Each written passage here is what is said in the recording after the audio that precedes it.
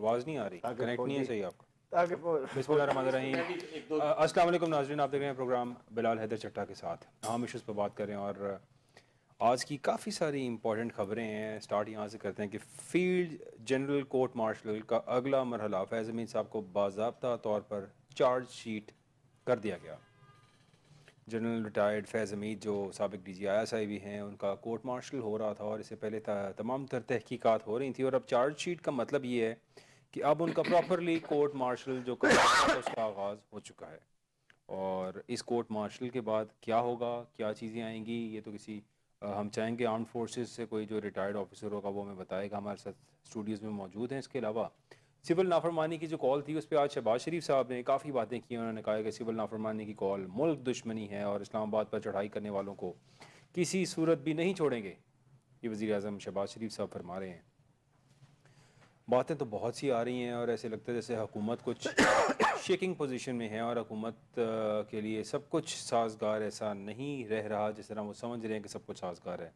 Let's see کیا ہوگا. اس میں توہین عدالت کیس تھا اور توہین عدالت کیس کے اندر عمران خان صاحب کو جو نوٹس کیا تو عدالت نے استفسار کیا اور حکومتی وکیل سے مکالمہ کیا. انہوں نے پوچھا کہ اگر عمران خان کو نوٹس کیا جائے گا پھر تو وہ عدالت میں آئیں گے, ان کو عدالت میں پیش کرنا ہوگا, تو کیا عدالت میں پیش کیا جا سکتا ہے؟ چونکہ عمران خان صاحب کو تو عدالت میں پیش کرنے کی اجازت ہی نہیں ملتی ہے. سو لہٰذا ایک اور بڑا ایشو جو مولانا فضل الرحمان صاحب کا ہے جس کو آج تھوڑا سا ڈسکس کریں گے مدرسوں کی رجسٹریشن کے حوالے سے. اور مولانا فضل الرحمان صاحب چونکہ ہمیشہ ڈیل ماسٹر سمجھا جاتا ہے, انہیں کہا جاتا ہے کچھ نہ کچھ بینیفٹ لیتے ہیں تو کہیں نہ کہیں کوئی موو کرتے ہیں, ادروائز نہیں کرتے. تو پھر اس بار بھی کی گئی موو اور سب کچھ سامنے آ چکا کہ مدرسوں کی رجسٹریشن کا معاملہ تھا جو مولانا فضل الرحمان صاحب چاہ رہے ہیں, چونکہ ان کا اصل بزنس اصل کام مدرسے ہیں اور مدرسوں کے تھرو ہی میرا خیال ہے مولانا صاحب کا سارا کچھ چلتا ہے. چونکہ میں نے جو لاسٹ انٹرویو مولانا صاحب کا دیکھا تھا جو اپنے منہ سے بتا رہے تھے وہ جس گھر میں رہتے ہیں وہ بھی کسی نے تحفتاً دیا ہے اور ان کی ہر چیز ہی تحفتاً ہے. اتنا عرصہ سیاست میں رہنے کے بعد, اتنی منسٹریاں انجوائے کرنے کے بعد, اتنا کچھ انجوائے کرنے کے بعد بھی آج تک وہ غریب آدمی ہے اور کسی کے گفٹ کیے ہوئے گھر کے اندر رہتے ہیں. مولانا فضل الرحمان صاحب یہ وہ خود بتا رہے تھے ایک ٹی وی شو کے اندر اور کہہ رہے تھے کہ ایسا ہی ہوتا ہے. سو اب مدرسوں کی رجسٹریشن کے حوالے سے مولانا فضل الرحمان صاحب کافی ناراض نظر آ رہے ہیں, پیپلز پارٹی سے شکوہ کرتے نظر آئے اور یہ بلاول بھٹو سے ملنے گئے اور کہا کہ سمجھ نہیں آتی کہ آخر مدرسوں کی رجسٹریشن میں مسئلہ کیا ہے. یہ پارلیمنٹ سے اپروو ہو گیا, سینٹ سے اپروو ہو گیا, اب صدر کے دستخط رہ گئے ہیں, وہ کیوں نہیں کر رہے دستخط؟ شاید آصف علی زرداری صاحب کسی اور گیم میں. اس ملک میں گیمز ہی تو ہوتی ہیں اور ہوتا کیا ہے ان تمام بڑے پولیٹیشنز کے مابین. سو لہٰذا اب مدرسوں کے رجسٹریشن کے لیے مولانا فضل الرحمان صاحب الگ قانون سازی کرانا چاہتے ہیں اور اس سب کے لیے ایک علیحدہ نئی ترمیم ہوگی, نیا قانون بنے گا اور یہ سب کچھ ہوگا. کیا ایسا ہو پائے گا؟ مولانا صاحب نے وہ چاہے ڈیزل کے پرمٹ ہوں یا کچھ بھی ہو, جب بھی کوئی کام کرنے کی کوشش کی ہے تو اچیو کر لی. ایسا لگتا ہے کہ اس بار بھی مولانا فضل الرحمان صاحب مدرسوں کی رجسٹریشن کے حوالے سے کچھ کروا ہی لیں گے. ساتھ ہی آج جو کابینہ میں 8 آئی پی پیز کے ساتھ جو معاہدے تھے ان کی سیٹلمنٹ کی منظوری ہو گئی ہے اور کہا جا رہا ہے کہ 238 ارب روپے کا فائدہ ہوگا قومی خزانے کو. یہ قومی خزانوں کو جب 238 ارب یا کئی سو ارب کے فائدے پہنچتے ہیں, بڑے افسوس کی بات ہے کہ عوام تک ان کا ریلیف نہیں پہنچ پاتا, کیونکہ جو اوپر بیٹھے مگرمچھ ہیں, جو اوپر بیٹھے جائنٹ پولیٹیشنز ہیں, جو مافیاز بھی خود ہی ہیں, یہ سب بیٹھے خود ہی آپس میں بندر بانٹ کر لیتے ہیں اور کچھ پیسے پیپلز پارٹی کو چلے جائیں گے, تھوڑا سا حصہ ایم کیو ایم کو, کچھ فضل الرحمان صاحب کو چلا جائے گا. اس ملک میں تو سارا سسٹم ہی ایسے چل رہا ہے. سب کو پتہ ہے کہ یہاں پہ ہو کیا رہا ہے, لیکن اس بارے میں بات کوئی نہیں کرتا. ان کی اکاؤنٹیبلٹی کی بات کوئی نہیں کرتا. یہ جب آتے ہیں اپنے کیسز ان پہ بنتے ہیں, اپوزیشن کوئی اور گورنمنٹ آتی ہے وہ ان پہ کیسز بناتی ہے, یہ حکومت میں آتے ہیں سب کیسز ختم, کلین چٹس, اور یہ نمازی پرہیزگار اور سب سے بڑے صادق اور امین یہ ہوتے ہیں. تو نہ جانے کیسز بنانے والے کہاں جاتے ہیں. اس ملک میں سب کچھ ہی ایسا چل رہا ہے. آخر کب تک یہ ایسا چلے گا؟ اس ملک میں کب چیزیں ٹھیک ہوں گی؟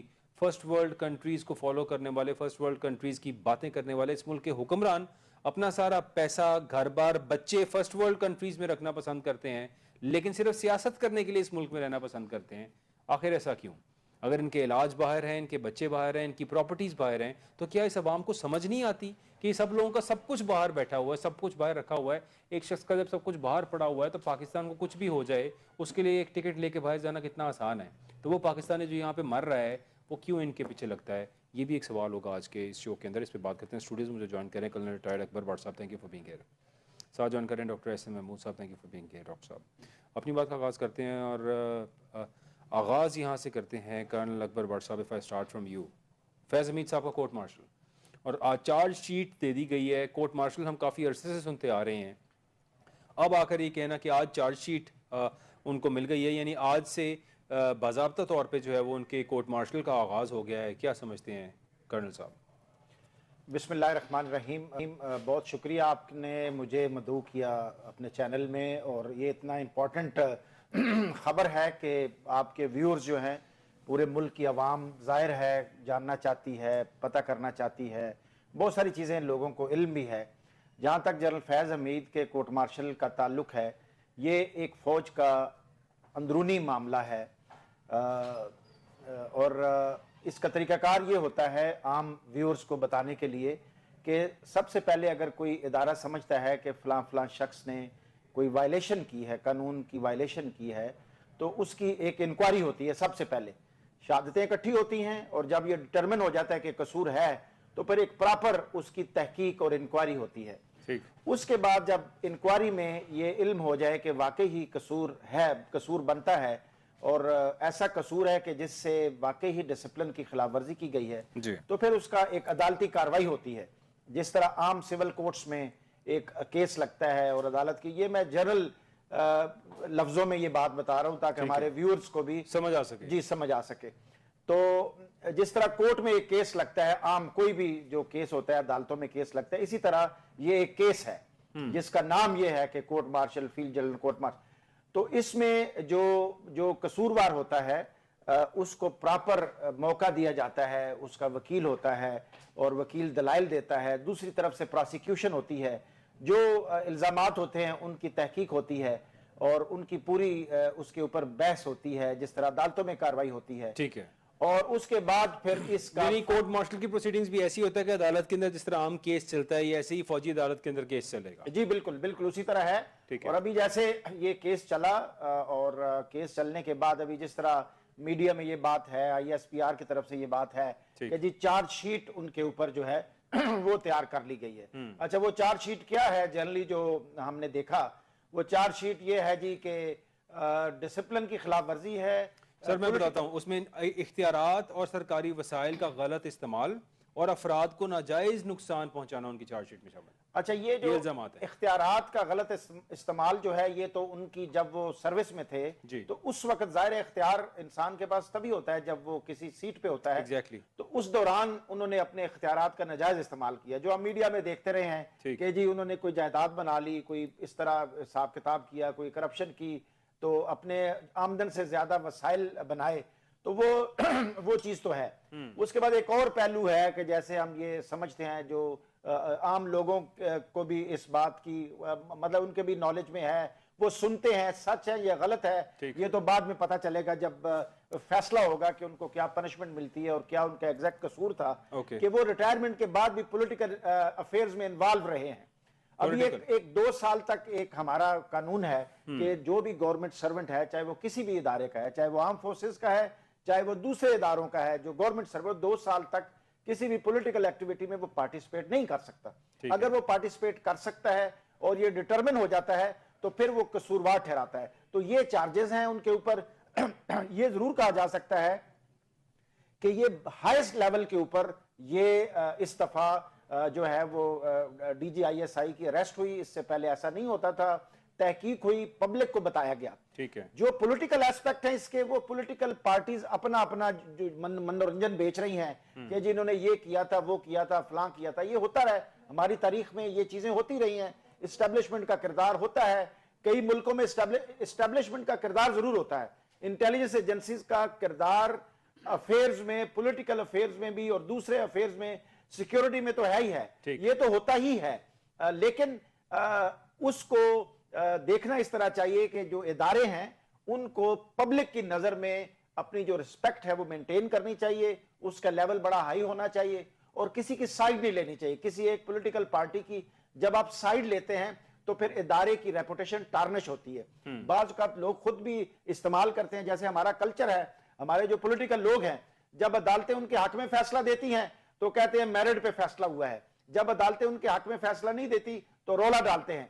इसी तरह अभी क्योंकि लोग ओपनली, मीडिया हमारा किसी हद तक पाबंदी जरूर है, यानी रिस्ट्रिक्टेड जरूर है, लेकिन जनरली जो हम अभी आप बात कर रहे हैं, हम और आप बैठ के बात कर रहे हैं, ओपनली क्रिटिसाइज कर रहे हैं, तो इस तरह नहीं है कि मीडिया के ऊपर टोटली कदगन है। कुछ चैनल जरूर ऐसे हैं कि जो कि लगता ऐसे है कि वो बायस हैं, और जब वो चैनल्स बायस होते हैं तो डेफिनेटली पब्लिक में उनकी रेटिंग कम होती है।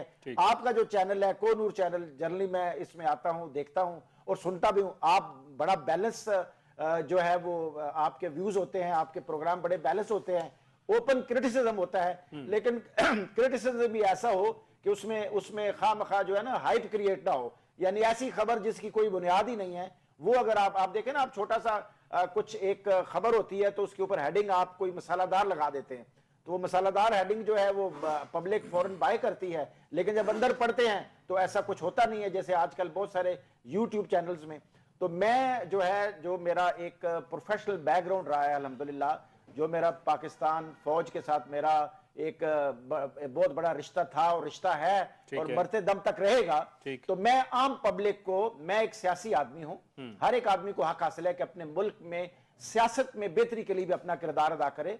तो मेरा जहां तक ताल्लुक है, जो मैं खुद जो कुछ जानता हूं, पब्लिक को मैं ये बताना चाहूंगा कि आर्मी का ये इंटरनल मसला था, हाईएस्ट लेवल के ऊपर अरेस्ट हुई, इससे पहले ऐसा हुआ नहीं है। और पाकिस्तान की हिस्ट्री में ऐसे नहीं हुआ, कोई भी साबिक डीजी ISI हों और उनके खिलाफ कोर्ट मार्शल तक की बात की जा रही हो, लेकिन फैज़ हमीद साहब का नाम 9 मई से जुड़े वाक़यात में भी शामिल किया गया है। उनके खिलाफ जो तहकीकात हो रही हैं उसमें यह भी कहा गया है कि अभी इवन यहाँ तक भी बातें की जा रही हैं कि जिस तरह पाकिस्तान तहरीक इंसाफ का फैज़ हमीद साहब के साथ अभी तक कोई राब्ते हैं या कोई प्लानिंग्स हैं, क्योंकि अभी के ये 26 नवंबर जो 24 नवंबर की कॉल थी और वो कॉल 26 तक जो कुछ भी हुआ, इसमें भी कहा जा रहा है शायद उनका कोई रोल है। क्या समझते हैं कर्नल साहब? इस तरह है जी कि ये तो फिलहाल तो ये बातें वो हैं जो कि हम वैसे ही हेयर शेक बातें हैं जी। इस टाइम मुस्लिम लीग नून की पार्टी के सियासी लोग जो हैं जी वो ये कहते हैं, ये हेयर शेक बातें हैं। जब इंक्वायरी होती है, जब कोर्ट मार्शल होता है, जब अदालत कोई डिसीजन देती है तो उसकी शहादतें होती हैं, उसके गवाह होते हैं, गवाहों के बगैर कभी सजा नहीं होती। तो ये जब आगे प्रोसीडिंग चलेगी तो इल्म होगा। जहां तक ये सियासी लोगों का ताल्लुक है, इनको तो हर सूरत में इक्तदार चाहिए, बाई होक और बाई क्रोक, इनको इक्तदार चाहिए, और ये देखते हैं, खुश होते हैं जब इनका अपोनेंट जो है वो किसी मुसीबत में होता है, और ये इसी तरह हर कोई इसी तरह करता है। ये नहीं है कि कोई खास आज ये कर रहे हैं, क्रेडिबिलिटी इनकी कोई नहीं है, अवाम के अंदर इनकी स्टैंडिंग कोई नहीं है, अवाम समझती है कि ये जबरदस्ती हुकूमत में आए हैं, इसमें कोई शक नहीं है, तो इन्होंने तो वो शादमाने वो क्या कहते हैं वो तो बजाने हैं, लेकिन इसके अंदर कोई हकीकत नहीं है। जब तक फैसला नहीं होगा, ये पाकिस्तान फौज के क्रेडिट में जाता है अवाम की नजर में। मैं समझता हूं, देखिए पॉलिटिकल बायस जब हम जब एक ज़हन लेके ज़हनी तौर पर अपने आप को फिक्स करके जब हम कुछ सोचेंगे ना या फैसला करेंगे, तो वो इम्पार्शल फैसला नहीं होता। हमें आइसोलेशन में सारी चीजें देखनी चाहिए। ये इदारे का इंटरनल मामला है, अगर उन्होंने एक्सीड किया है, अपने इख्तियारात से एक्सीड किया है, तो उनको अगर सजा होती है तो वो सजा जेन्युइन होगी। ऐसा आज तक कभी नहीं हुआ, याद रखें। मैं पाकिस्तान की अवाम को ये बताना चाहता हूं कि ऐसा आज तक पाकिस्तान की अफवाज की तारीख में नहीं हुआ कि एक बंदा कसूरवार ना हो और उसको सजा मिली हो। ये मैं इंटरनल बात कर रहा हूं। और फौज में एक और बात है, फौज में अगर आपने ऑफिसर बनना है तो आपको किसी की सिफारिश की जरूरत नहीं है। फौज में अगर आपने सेकंड लेफ्टिनेंट से जनरल बनना है तो आपको किसी की सिफारिश की जरूरत नहीं है। इसी वजह से, यही वजह है कि 100% जो है वो अल्हम्दुलिल्लाह हमारी मुसल्लह फौज में मेरिट है।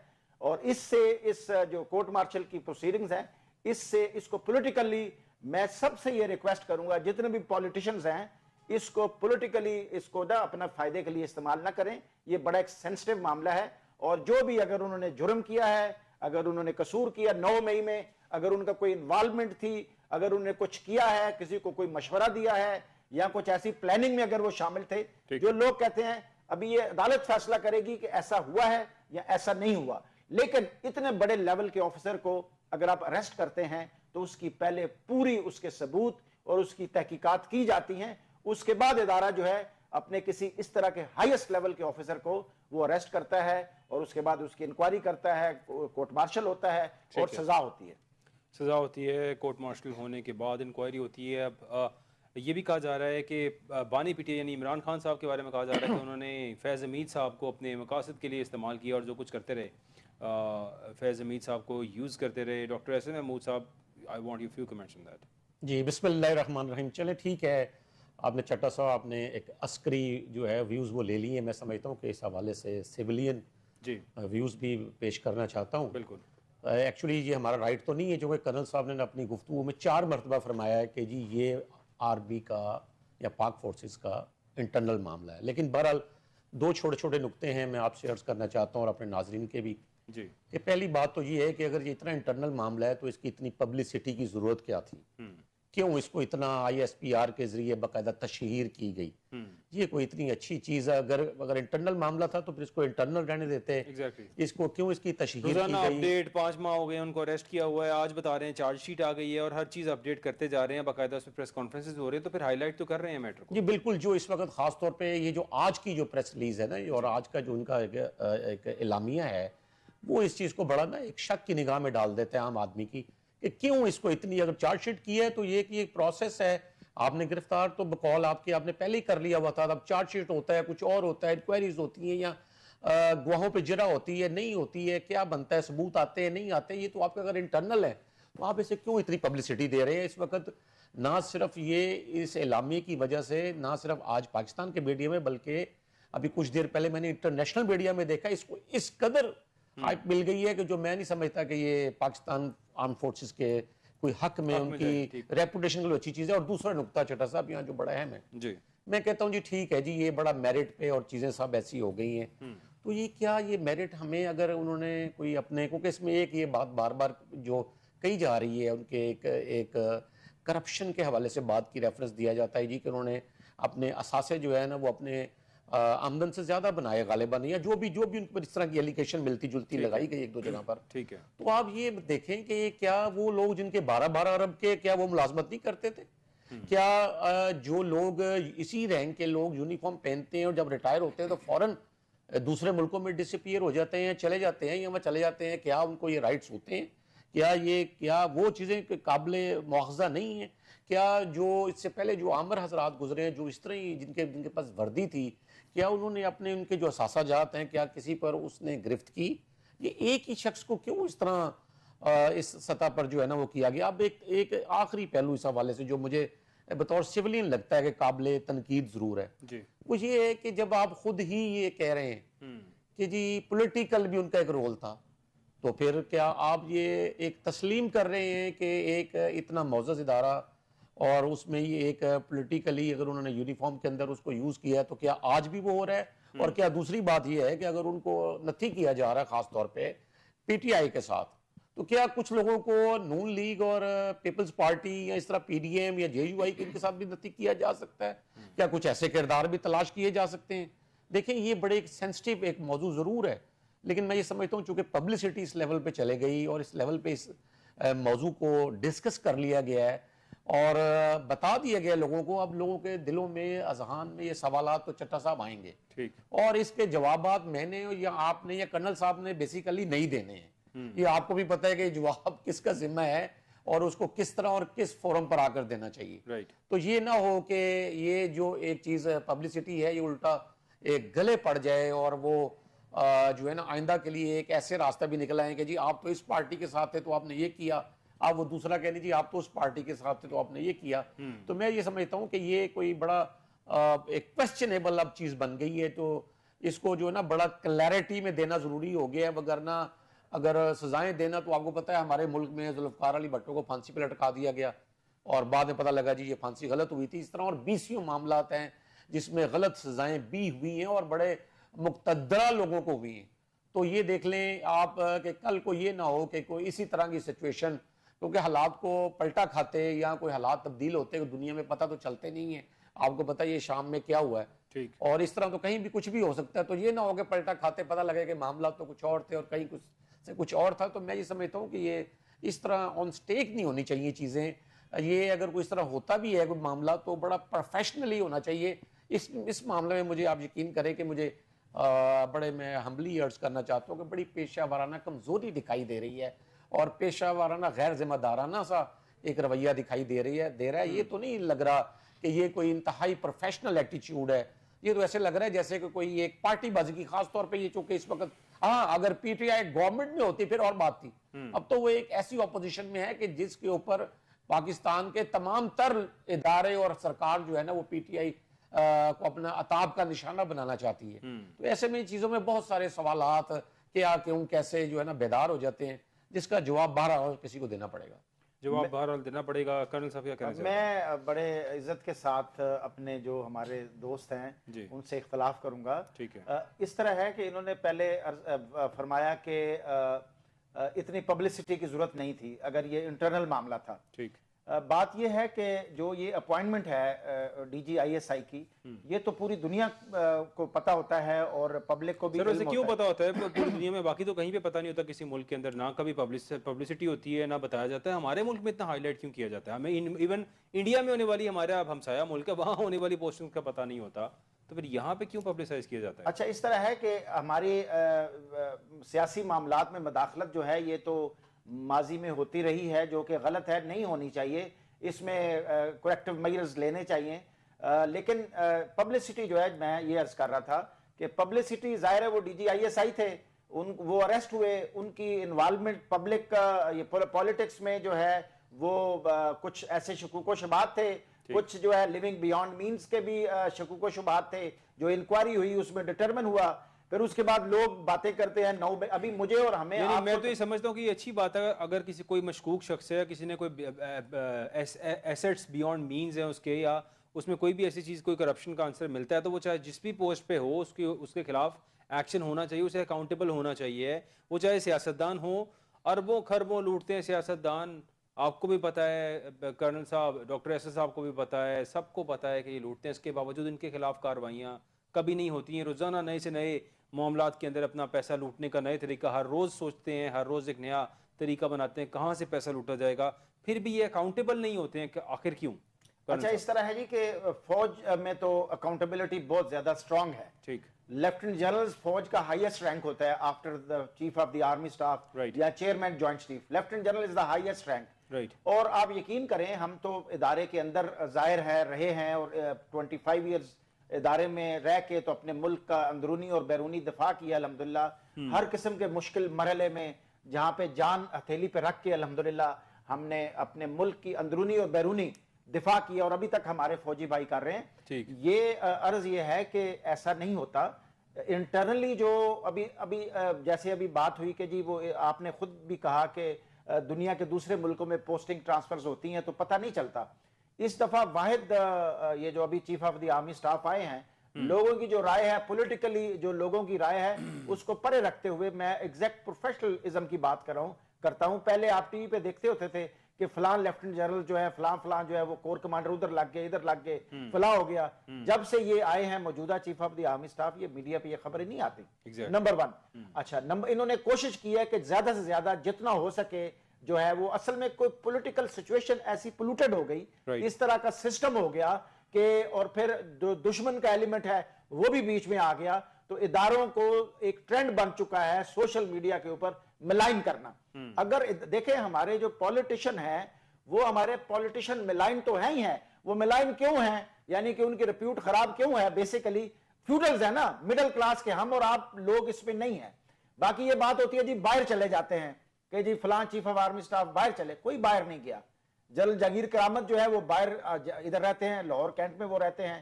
جنرل اسلم بیگ ادھر رہتے ہیں, جنرل باجوہ ادھر ہیں, اس کے بعد جنرل کیانی ادھر ہے. یہ بیسیکلی نا یہ پولیٹیکل سٹنٹ ہوتے ہیں اور دشمن کی چال ہوتی ہے. کوئی باہر جا کے پکا سیٹل نہیں ہوتا. دوسری بات یہ ہے کہ آپ فوج میں اتنا, ابھی ان کا اگر آپ دیکھیں جو فیملی بیک گراؤنڈ ہے, یہ سارے کے سارے لوگ مڈل کلاس ہیں. میں کیوں فوج میں جنرل نہیں بنا؟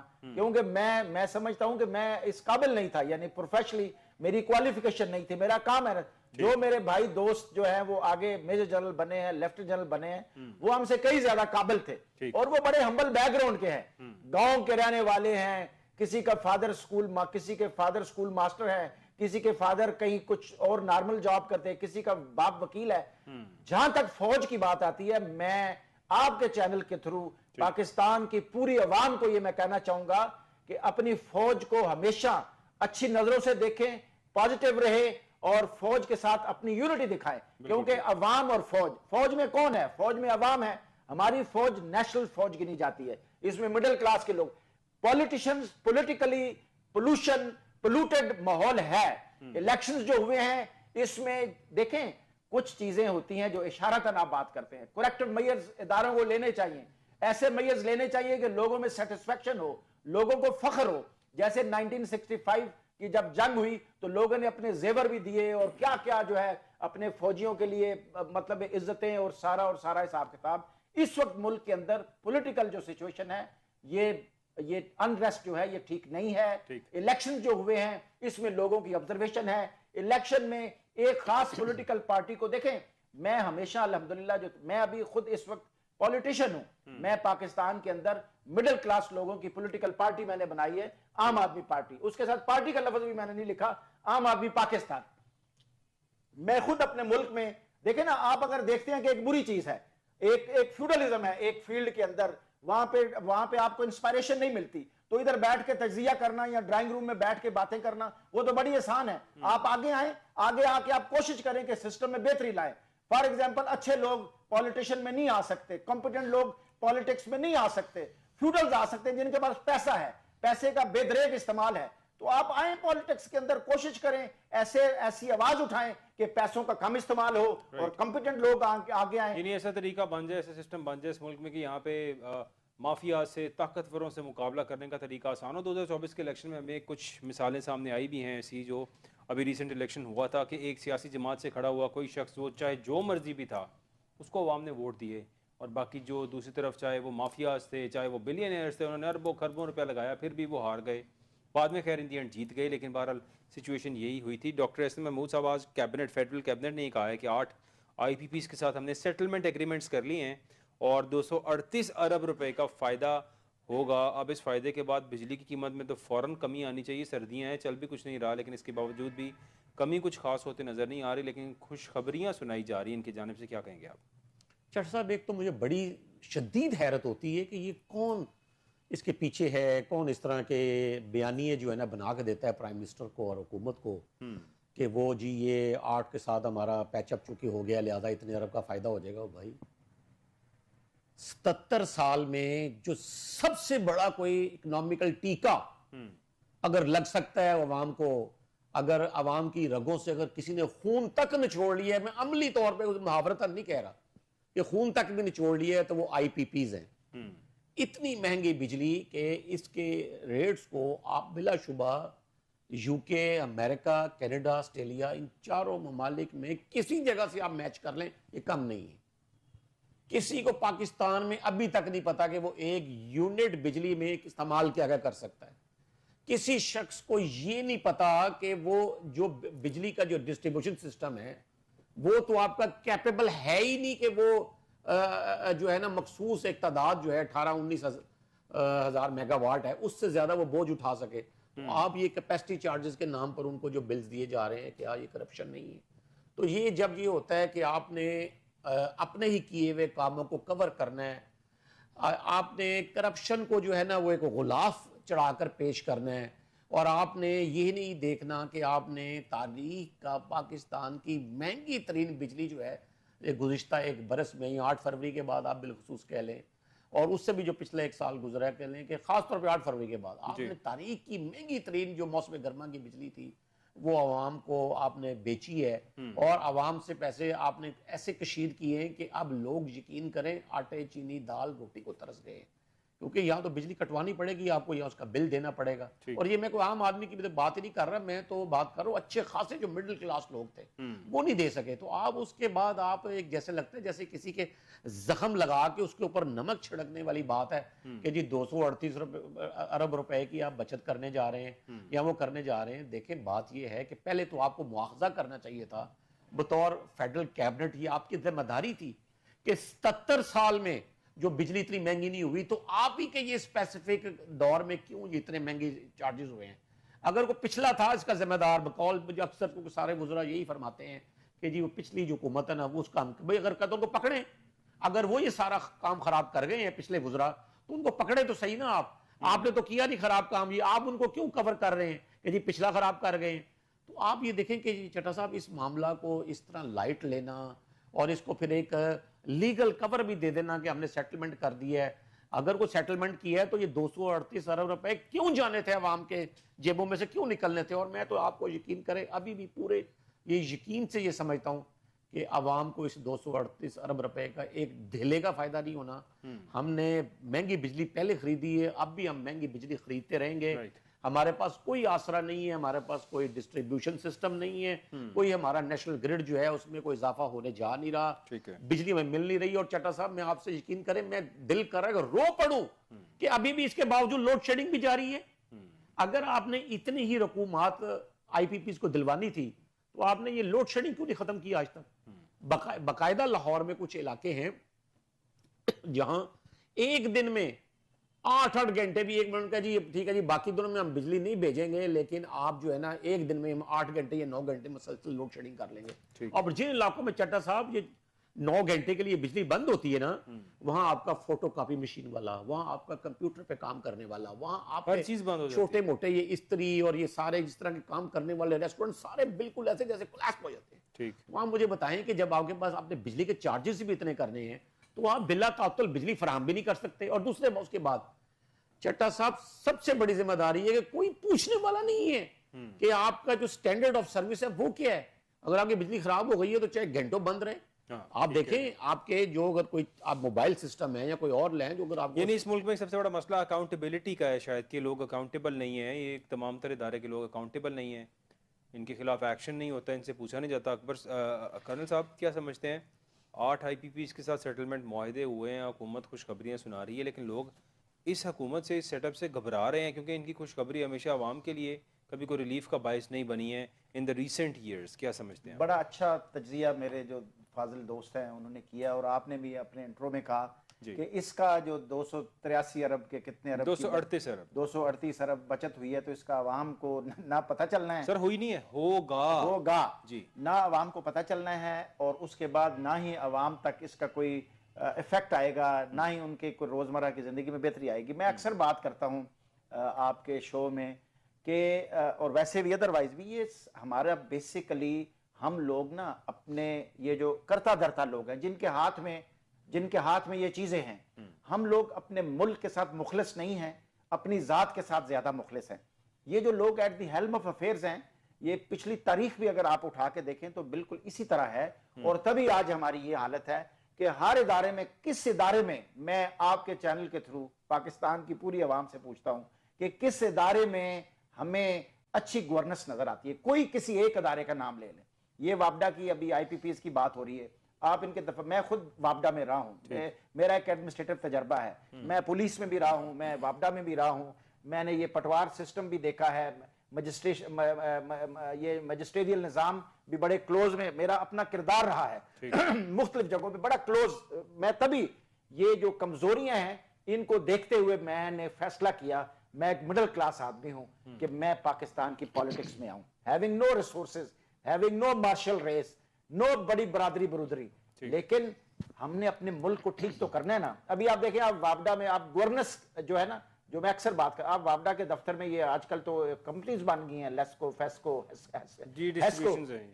جی, وابڈا علیحدہ ہو گیا, پروڈکشن علیحدہ ہوگی اور ڈسٹریبیوشن علیحدہ ہو گئی ہے.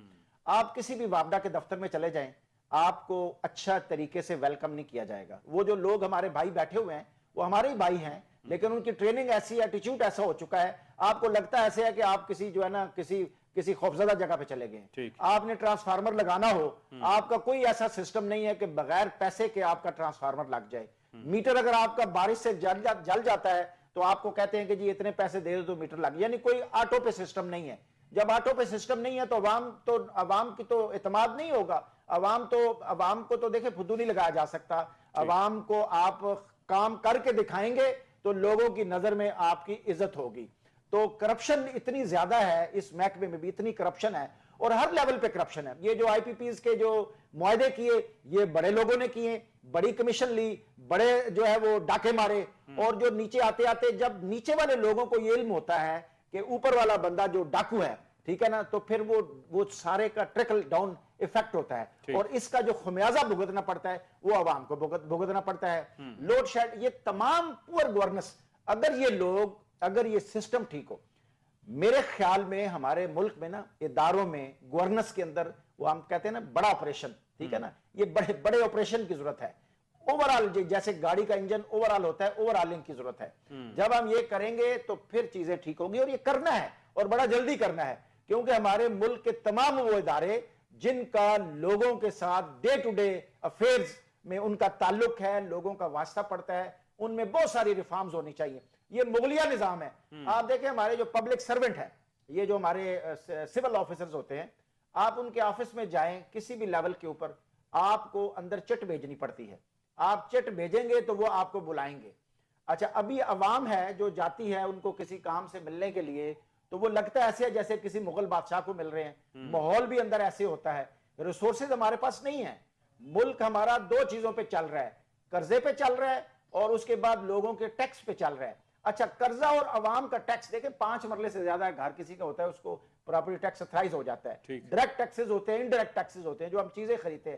یہ 1 روپیہ آپ 100 روپے کا ایزی لوڈ کراتے ہیں تو اس میں بھی 20 روپے آپ کو جو میسج آتا ہے کہ اتنے کٹ گئے ہیں تو اتنا کریڈٹ ہو گیا ہے.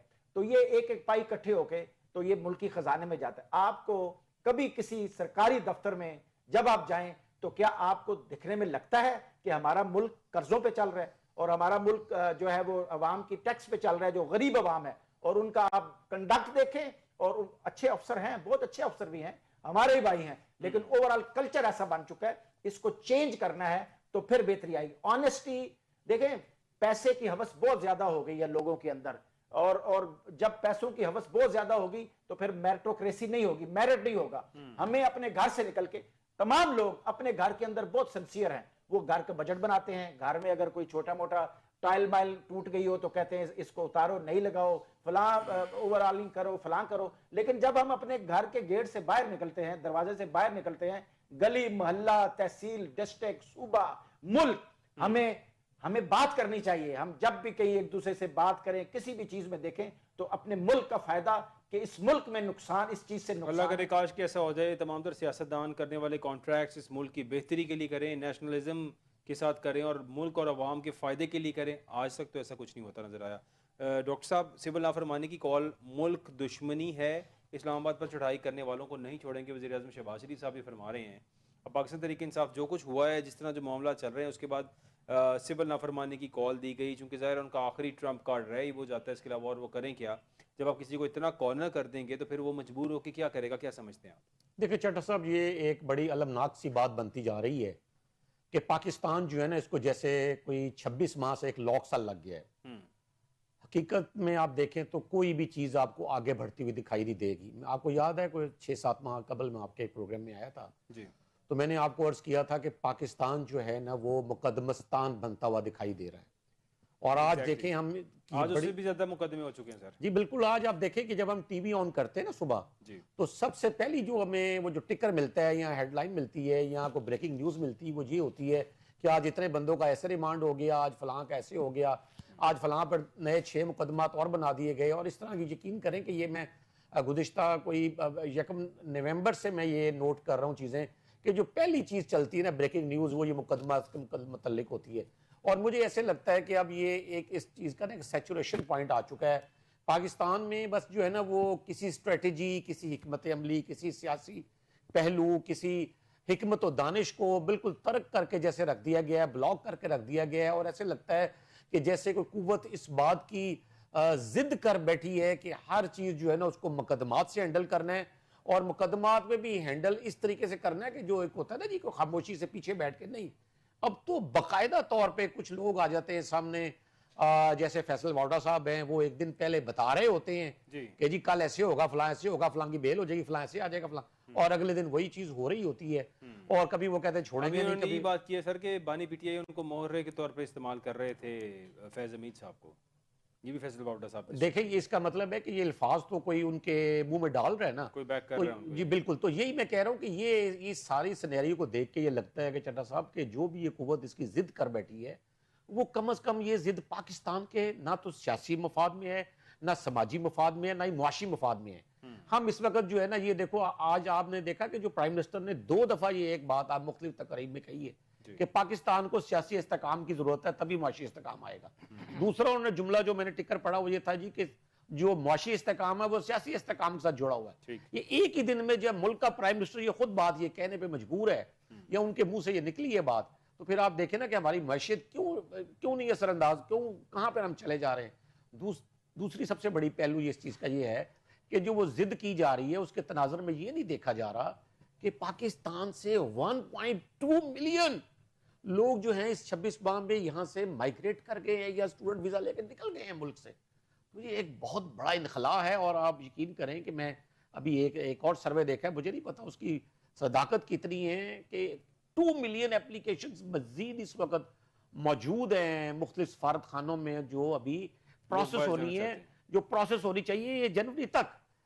ظاہر ہے وہ اتنے لوگوں کو ویزا کیپ ہوتی ہے ہر ملک کے لیے اپنے ویزا انٹریز کی, تو لگے گا تو نہیں, لیکن دیکھیں کہ 2 ملین اگر اور لوگ اس طرح جانا چاہ رہے ہیں اور انہوں نے ویزا فیس کی پروسیسنگ فیس بھی ادا کی ہوئی ہے, کئی جگہ وہ ریفنڈیبل ہے, کئی جگہ نان ریفنڈیبل ہے. آبادی کا ہمارا ملک ہے ماشاءاللہ, کچھ لوگ اگر چلے بھی جائیں اوورسیز بن جائیں تو, کیونکہ آج بھی اگر پاکستان کو دیکھیں تو ہوپ کس سے ہیں, اوورسیز سے, تو جتنے اوورسیز ملک سے جائیں گے اتنا بہتر نہیں ہے, کیا سمجھتے ہیں آپ؟ نہیں لیکن دیکھیں نا کہ اس کے میں جو ڈی جی نیب ہے کل انہوں نے کیا فرمایا, بٹ صاحب جنرل بٹ صاحب نے, وہ ان کو تشویش ہو رہی تھی کہ یہ چلے کیوں گئے, اور اگر ان کا بیک گراؤنڈ کیا ہے وہ یہ نہیں دیکھ رہے کہ کس طرح بعض اوقات لوگ اپنے گردے تک بیچ کر اس میں زیور تک, اراضی, زیور, گاڑی, جو بھی ان کی ایسٹس ہوتے ہیں بیچ کے پھر وہ جاتے ہیں کہیں نہ کہیں اس طرح کی چیزوں کو کرتے ہیں یا ادھار اٹھاتے ہیں. لیکن یہ ہے کہ میں آپ کی یہ بات سے میں تھوڑا اتفاق نہیں کروں گا کہ یہ اگر آپ انخلا کے آپ ایک ڈیوریشن کو دیکھیں چٹا صاحب, میں آپ کو فوکس, میں چاہتا ہوں آپ فوکس کریں ڈیوریشن پر. اگر 1 کروڑ 5 لاکھ پاکستانی اوورسیز ہے بیرون ممالک میں گئے ہوئے ہیں تو وہ 77 سالوں میں گئے ہیں, تو اب یہ اس ڈیوریشن میں اگر 12 لاکھ یا 13 لاکھ جا چکے ہیں اور جو ہے نا وہ 20 لاکھ لوگ قطار بنائے کھڑے ہیں اور 20 لاکھ مزید اور جانا چاہ رہے ہیں, تو مجھے آپ بتائیں کہ اتنا بڑا ایک نمبر آف پیپل جو ہے نا اس کا انخلا یہ کس بات کا مظہر ہے. اور دوسرا ایک اور بات, میں نے 4 مختلف پروگرام اسی گزشتہ یہ 20-25 دن میں دیکھے ہیں, مختلف جو ٹاپ اینکرز ہیں ان کے, ان میں انہوں نے جا کے مختلف جامعات میں, اسلام آباد میں بھی, لاہور میں بھی, جا کے مختلف جامعات میں, کالجز میں پروگرام کیے طلباء کو بٹھا کے. ان چاروں اینکرز نے ایک مشترکہ سوال کیا, وہ یہ تھا کہ جی آپ جو حاضرین جو اسٹوڈنٹ بیٹھے ہوئے تھے ظاہر وہاں, آپ میں سے کون سے لوگ جو ہے نا وہ بیرون ملک جانا چاہتے ہیں پاکستان چھوڑ کر, تو وہاں آپ یقین کریں کہ 99% آف دا almost everyone تھا آنسر کہ جی ہم جانا چاہتے ہیں. تو یہ بڑا ایک آپ ایسے نہیں اس کو کہہ سکتے کہ یہ تو اچھی بات ہے, یہ میں سمجھتا ہوں کہ بہت لمحہ فکری ہے کہ ہمارا ایک تو برین ڈرین ہو رہا ہے چٹا صاحب, دوسرا ہمارے جو ظاہر ہے وہ جو پروسیسنگ فیس ہوتی ہے اور وہ مختلف اس کی مطلب ادائیگیاں ہوتی ہیں, اس کی فیسیں ہوتی ہیں اگر اسٹوڈنٹ ویزا پہ جائیں, اگر دوسرا کسی امیگریشن ویزا پہ جائیں پھر ان کے لیے وہ فنڈز لیتے ہیں, پھر آپ اپنے ایسٹس وہاں جو ہے نا وہ اس کو کسی طرح کنورٹ کرتے ہیں, تو یہ ملک کے لیے کوئی اتنا اچھی یہ سائن نہیں ہے. ہاں آپ کا سوال یہ ہونا چاہیے یہاں پر کہ اتنا بڑا انخلا جو ہے یہ کیوں اس 26 ماہ میں ہو رہا ہے, کیوں لوگ ڈیسپریٹ ہوئے ہیں. اور اس کا ایک آپ کو ایک اینگل اکنامکلی بھی دکھائی دے گا کہ آپ کی انڈسٹریز بند ہوئی ہیں, آپ کی لومز بند ہوئی, آپ کے آئی پی پیز جو بھی آپ بات فرما رہے تھے ان کے انتہائی زیادہ نرخوں کی وجہ سے لوگوں کی چیخیں نکلی, جانے نکلی, وہ اپنے فیوچر سے جو ہے مایوس ہوئے. اتنی زیادہ مہنگائی ہونے کی وجہ سے یہ سب کچھ ہوا, جس کی ریزن جو بھی ہو بیک اینڈ پہ. کرنل اکبر بٹ صاحب کیا سمجھتے ہیں آپ؟ اس طرح ہے جی کہ جو لوگوں کا باہر جانا برین ڈرین ہے, یا آپ سمجھتے ہیں کہ یہ ملک کے لیے کوئی فائدہ بھی دے سکتا ہے؟ میں سمجھتا ہوں جی کہ ہماری جو ریالٹی ہے وہ تو ریالٹی ہے, لیکن ہماری ڈسکشنز کو, سچویشن کو پولیٹیکلی جو ہے نا وہ موٹیویٹڈ نہیں ہونا چاہیے, ایک باعث بات نہیں ہونی چاہیے. چلو اپنا جواب دیں, کوئی بات نہیں. لوگوں کا باہر جانا جو ہے وہ میرے خیال میں اگر لوگ باہر جاتے ہیں, باہر جا کے وہ ترقی یافتہ ملک ہیں, ہم ترقی پذیر ملک ہیں, تو ان کا ظاہر ہے ایک ایجوکیشن اچھی اور بہترین ماحول اور سارا حساب کتاب, اور پھر یہ لوگ تعلیم حاصل کر کے روزگار کر کے تو اپنے ملک کو فائدہ ہے. جانا تو ضرور چاہیے, اس میں کوئی ایسی بات نہیں ہے, کوئی اتنی الارمنگ بات نہیں ہے. آپ دیکھیں انڈیا کے کتنے لوگ باہر جو ہے یورپ کنٹریز میں, امریکہ میں کتنے لوگ, آبادی زیادہ ہے, وسائل کم ہیں, تو اگر ترقی یافتہ ملکوں میں وہ جاتے ہیں, بنگلہ دیش کے کتنے لوگ, ہم باہر رہے ہیں, اور یہ وہاں پہ جو ترقی یافتہ ملک ہیں وہ یونائٹڈ نیشنز کے جو کانٹیجنٹ ہوتے ہیں ان میں ان کی تعداد کم ہوتی ہے، ٹھیک، لیکن بنگلہ دیش کے بہت زیادہ لوگ ہوتے ہیں، انڈیا کے بہت زیادہ لوگ ہوتے ہیں، پاکستان کے اگر ہم اس ریجن کی بات کریں تو اس میں کوئی ایسی بات نہیں ہے. ہمیں اپنی نوجوان نسل کو ایک امید دکھانی ہے. یس چیزیں ٹھیک نہیں ہیں، پولیٹیکلی چیزیں ٹھیک نہیں ہیں. یہ جو ابھی جو لوگ at the helm of affairs ہیں، اسپیشلی جو ہماری یہ جو حکومت ہے، لوگوں کو ڈسپونڈنسی ہے. الیکشن فیئر نہیں ہوئے، اس میں کوئی ڈاؤٹ نہیں ہے، الیکشن فیئر نہیں ہوئے. میں خود آئی وٹنس ہوں، میں نے بھی صوبائی اسمبلی کا الیکشن لڑا تھا. آپ نے خود کنٹیسٹ کیا؟ جی بالکل. اور وہ جب پولیس والے کھڑے ہوتے تھے سامنے، وہ دیکھتے تھے کہ جی کہ اگر اس کے اوپر جو ہے وہ ایک خاص پارٹی کا نام لکھا ہوا ہے تو اس کو اندر نہیں جانے دیتے تھے. عوام دیکھیں، عوام جو ہے نا یہ باشعور عوام ہے. میں اکثر بات کرتا ہوں، آج کل ایک ان پڑھ آدمی جو ہے نا وہ بھی ایک پڑھے لکھے آدمی سے میڈیا کی وجہ سے، سوشل میڈیا کی وجہ سے وہ زیادہ اویئر ہے. یہ جو سول نافرمانی کی بات آپ کر رہے ہیں، بات یہ ہے کہ ایک پولیٹیکل پارٹی کو جب آپ کارنر کریں گے، ہر لحاظ سے اس کو اس کے جو بھی محرکات ہیں، تو ہمارا یہ سائیکی ہے کہ جب ایک بندہ مشکل میں ہوتا ہے نا، جب آپ ایک بندے کو آپ دباتے ہیں تو لوگوں میں اور زیادہ ہمدردی اس کے لیے پیدا ہوتی ہے. ابھی موجودہ ماحول میں اگر آپ آج بھی فری اینڈ فیئر الیکشن کرائیں، دیکھیں بچت تو تب ہوگی، قوم کو امید اور پراؤڈ اور فخر تو تب ہوگا کہ ملک کے اندر فری اینڈ فیئر الیکشنز ہونے چاہیے. فری اینڈ فیئر الیکشنز ہوں گے تو تبھی عوام سیٹسفائیڈ ہوگی. پرفارمنس آپ دیکھ لیں، اگر پرفارمنس اچھی نہیں ہے، جیسے پہلے پاکستان تحریک انصاف کی گورنمنٹ تھی 3.5 سال، تو پرفارمنس ٹھیک نہیں تھی. ٹھیک ہے نا جی. اور اس میں لوگوں کے آپ کو اگر یاد ہوگا تو کافی ایم پی ایس جو ہے وہ یہ کہتے تھے کہ ہم عوام کو کیا منہ دکھائیں گے کہ ہم نے کیا کیا ہے. تو پرفارمنس کے اوپر یہ عوام بڑی باشعور ہے. بلائنڈ اور ہماری جو قوم ہے نا یہ بلائنڈ لو میں نہیں ہے کسی کے. اگر کوئی عوام کے لیے، ملک کے لیے بہتر کرتا ہے تو ضرور عوام اس کو پسند کرتی ہے.